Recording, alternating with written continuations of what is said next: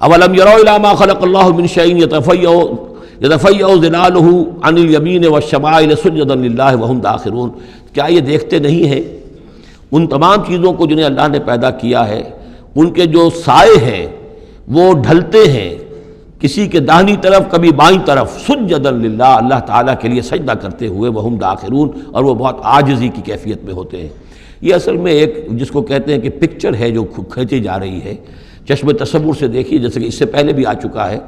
کہ صبح کے وقت یعنی دوپہر کے وقت یہ جو ہر چیز کھڑی ہے، سایہ بھی اس کا سب سے چھوٹا ہے۔ اس کے بعد جو ہے وہ سورج ڈھلنا شروع ہوا، سایہ بڑھنا شروع ہوا، جیسے کہ وہ اب رکوع میں چلا گیا اور وہ سایہ اور پھر سجدے میں پڑ گیا۔ صبح کے وقت اس سے برعکس ہو رہا ہوتا ہے جبکہ سورج طلوع ہو رہا ہوتا ہے، تو گویا کہ یہ سائے جو ہیں چیزوں کے وہ اللہ تعالیٰ کے سامنے سجدے کرتے رہتے ہیں۔ اب بعض جو ہیں ان میں وہ دائیں طرف سایہ ہوگا، بعض کا بائیں طرف ہوگا، اس لیے کہ سورج اگر جنوب کی طرف ہے تو دایاں جو ہے دائیں طرف ان کا جو شمال کی طرف سایہ پڑے گا، اور اگر سورج شمال کی طرف گیا ہوا ہے تو سایہ جو ہے وہ بائیں طرف آ جائے گا، جنوب کی طرف آ جائے گا۔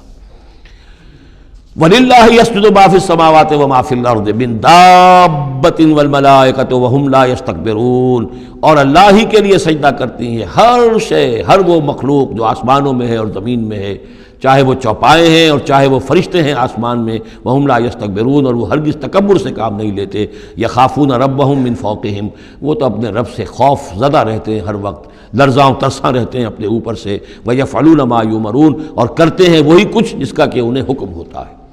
یہ فرشتوں کے بارے میں یہ یہاں بھی آیا ہے، آگے بھی آئے گا، لا یعصون اللہ ما امرہم ویفعلون ما یؤمرون، یہ آیت سجدہ ہے، سجدہ کر لیجیے۔